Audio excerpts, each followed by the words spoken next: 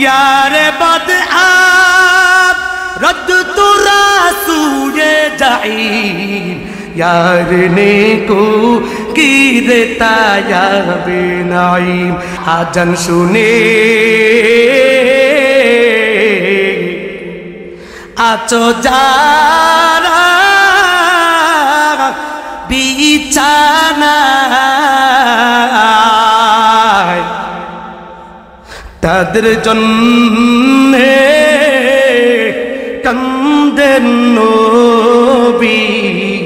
मदीनाय तादर जन्ने कंदेन नबी मदीनाय अखबिरनी या मोहम्मद अखबिरनी अनिल इस्लाम हे मोहम्मद আমাকে ইসলাম সম্পর্কে অবহিত করেন নবী আমার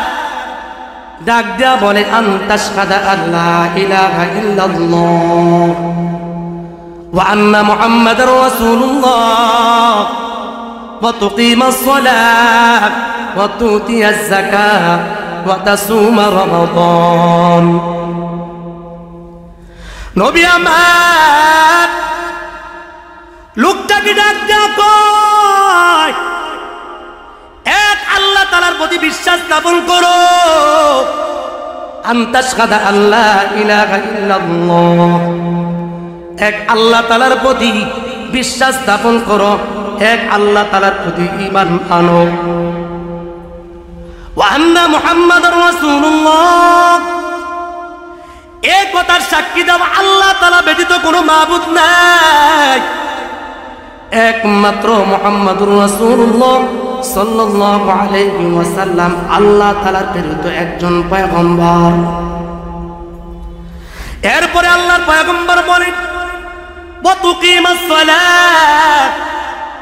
নামাজ আদায় করো তাহলে কালিমা পড়ার পর আল্লাহ তাআলার প্রতি বিশ্বাস স্থাপন করার পর দুই নাম্বার কাজ হলো ঠিকমতো নামাজ আদায় করা কি করা সবাই বলেন কি করা এটা কি নফল না ফরজ ফরজ পৃথিবীর বুকে সর্বপ্রথম যেই ইবাদত ফরজ হয়েছে এটা হলো নামাজ বলেন কি নামাজ এই নামাজ আজকে আমরা পড়তে চাই না নবী আমার বলেন কোন বান্দা যদি দৈনিক 5 ওয়াক্ত নামাজ আদায় করে আর যে ব্যক্তি দৈনিক 5 বার গোসল করে যেমনি ভাবে তার শরীরের মধ্যে কোনো প্রকারের ময়লা থাকতে পারে না যে ব্যক্তি 5 ওয়াক্ত নামাজ আদায় করে ওই ব্যক্তির শরীরের মধ্যে কোনো গুনাহ থাকতে পারে না কোন বান্দা যদি 40 দিন তাকবীরুল্লাহর সাথে নামাজ আদায় করে কতদিন তাকবীরুল্লাহর সাথে নামাজ আদায় করে আল্লাহর পয়গম্বর বলেন ওই বান্দার জন্য দুইটা পরওয়ানা লেখা হয় দুইটা পরওয়ানা লেখা হয় এক নাম্বার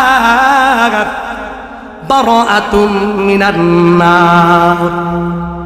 একটা হলো জাহান্নাম থেকে মুক্তির ফয়সালা আল্লাহু আকবার দুই নাম্বার হলো বারাআতুম মিনান নিফাক আল্লাহ তাআলা নেফাকি মুনাফিকের লিস্টি থেকে নামটা পরিবর্তন করে দিয়া মুমিনদের খাতার মধ্যে নামটা লিপিবদ্ধ করে দেয় চিল্লায়ে বলি সুবহানাল্লাহ আজান শুনে আচো যারা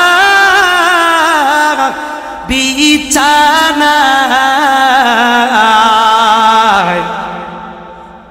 তাদের জন্যে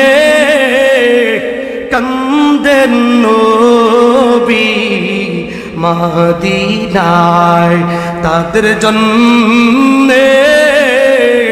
কান্দেন নবী মদিনায় আজান শুনে আচো যারা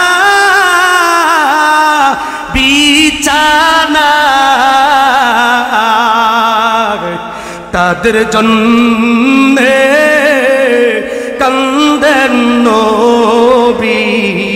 মদিনায় তাদের জন্যে কান্দেন নবী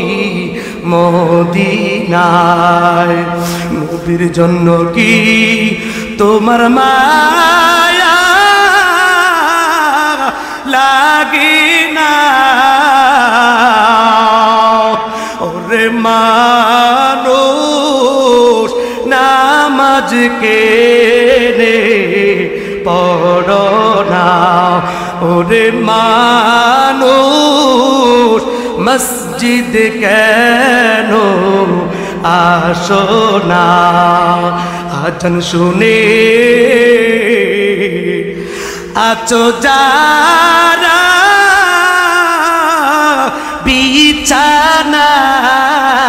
বিছানায় তাদের জন্যে কান্দেন নবী মদিনায় তাদের জন্যে কান্দেন মদিনায় তাদের জন্যে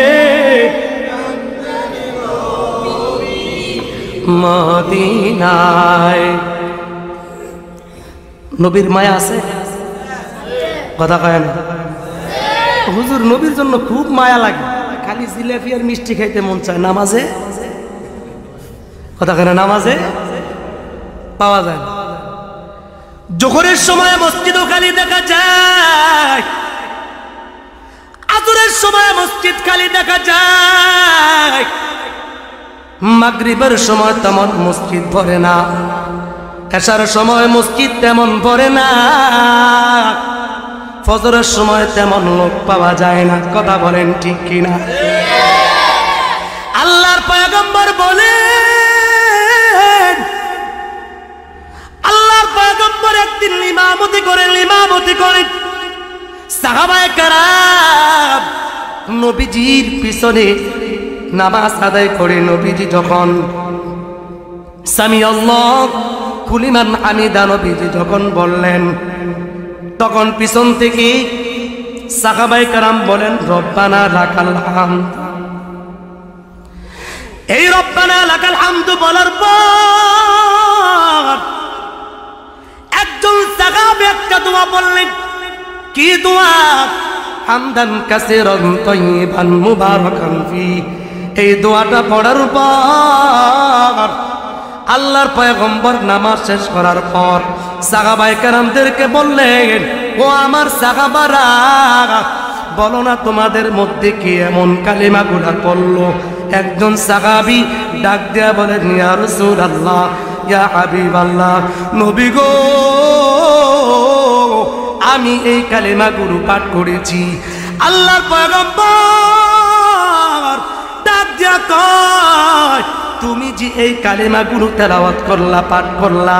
এই পাঠ করার কারণে 30 জন ফেরেশতা তোমার আমলনামায় নেক লেখার জন্য প্রতিযোগিতা শুরু করে দেয়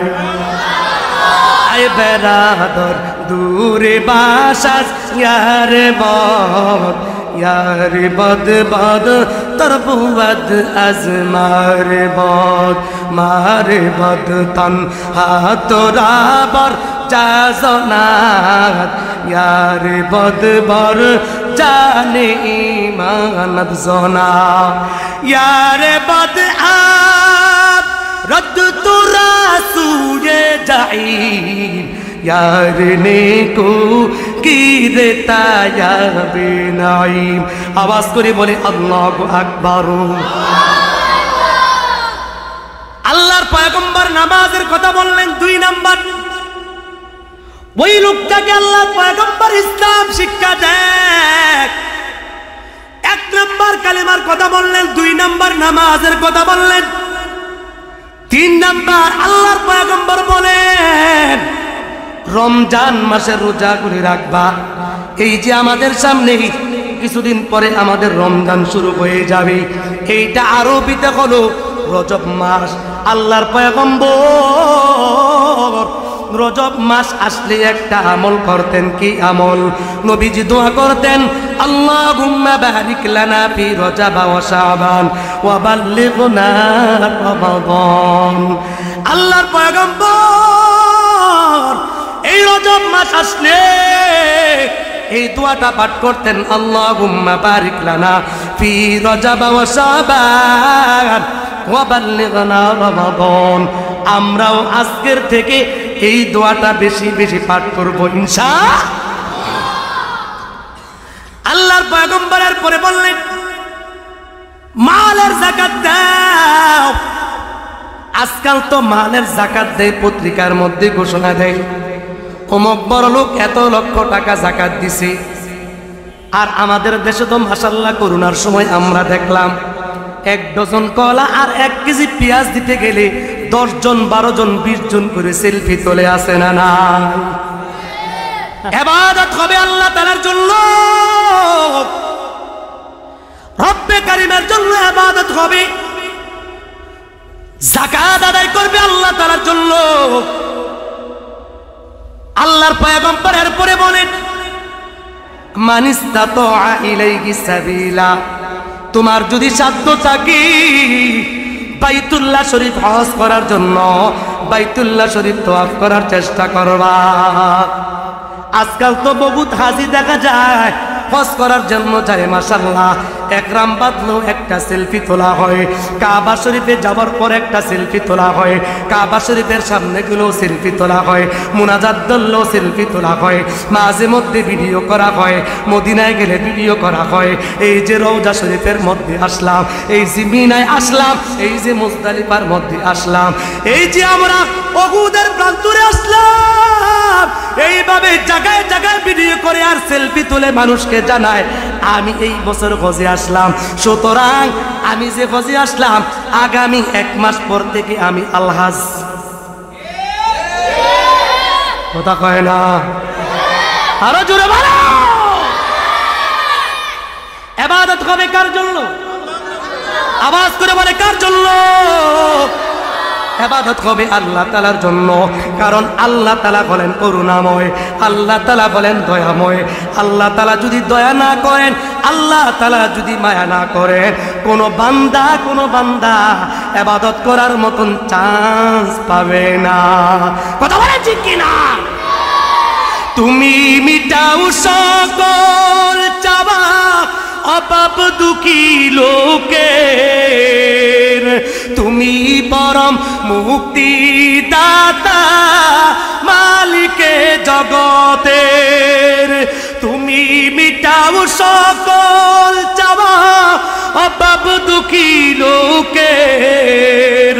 তুমি পরম মুক্তিদাতা মালিকে জগতের। তোমার কাছে চাই যে পানা, তোমার কাছে চাই যে পানা আমরা প্রতিদিন। তোমার দয়ায় পূর্ণ আমার সারা নিশিদিন, তোমার দয়ায় পূর্ণ আমার সারা নিশিদিন। আল্লাহ তুমি দয়ার সাগর,